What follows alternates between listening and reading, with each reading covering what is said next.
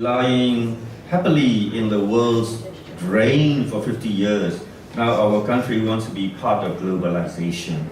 They want to join the party, not knowing what it is. So I wrote a poem about this people's uprising in places like Spain and Greece, because of the economic recession. So I'll read that in English. The title is "Not So Oblivious to the Surroundings."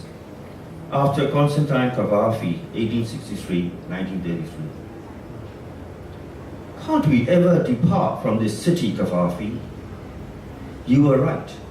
Whichever city I visit, I'm back in this same city.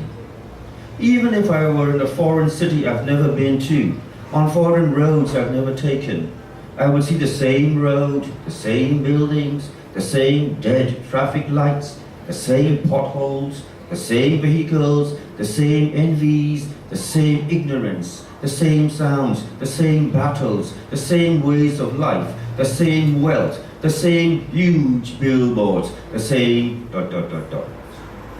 Between cars going to and fro, I see you crossing the street towards me, ancient mariner, just off Odysseus' ship after the long voyage and the long war, smelling of the sea, the blood of heroes, sex, myth, mix with all that, this city, let me say it, and poetry.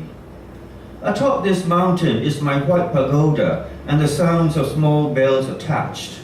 There on that mountain is your, what do you call it, temple? The great hall where you worship your gods. Delphi on Mount Parnassus says, know thyself.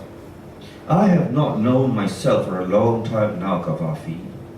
In the daily confusion of living and struggling, I too roll and reel.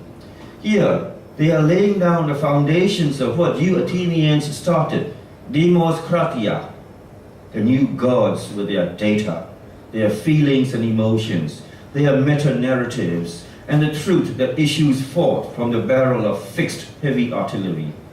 My whole life has been a longing for Socrates' hemlock. Old issues have become new issues. Can't I escape from this city, Cavafy?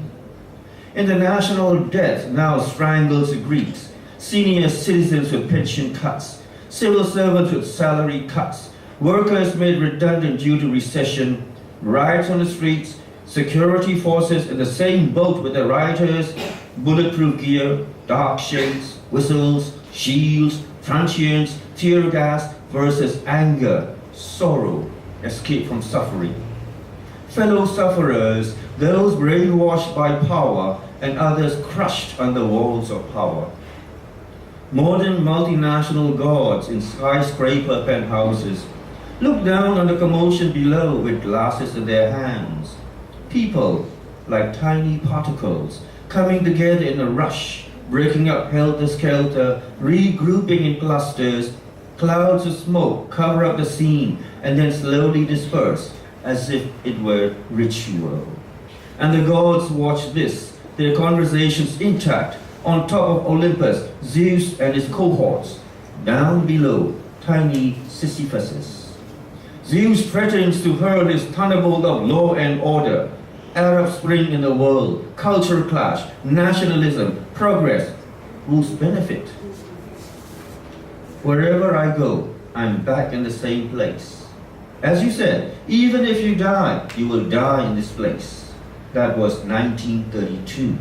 It's 2012 now, Cavafy. And the world is going to end 21/12/2012.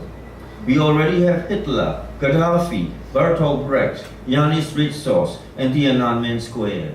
We meet them again here in this city, in the streets of the base and the superstructure, on the beaches of structuralism and post-structuralism, at the horizon of the sea of interpretations. As I stand knee-deep in the crashing waves, I know I'm back here in the city center. Battleships gleaming in the port load fresh sacrificial offerings for war's forthcoming banquets.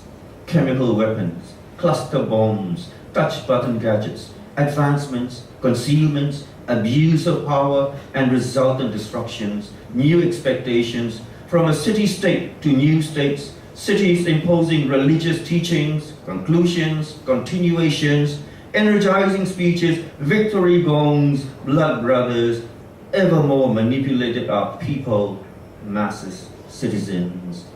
This city is winding up my invisible spring again, Gaddafi. Troy is calling out to me again. I hear the neighs of inescapable Trojan horse. Is this the only city left in the whole global village, Gaddafi?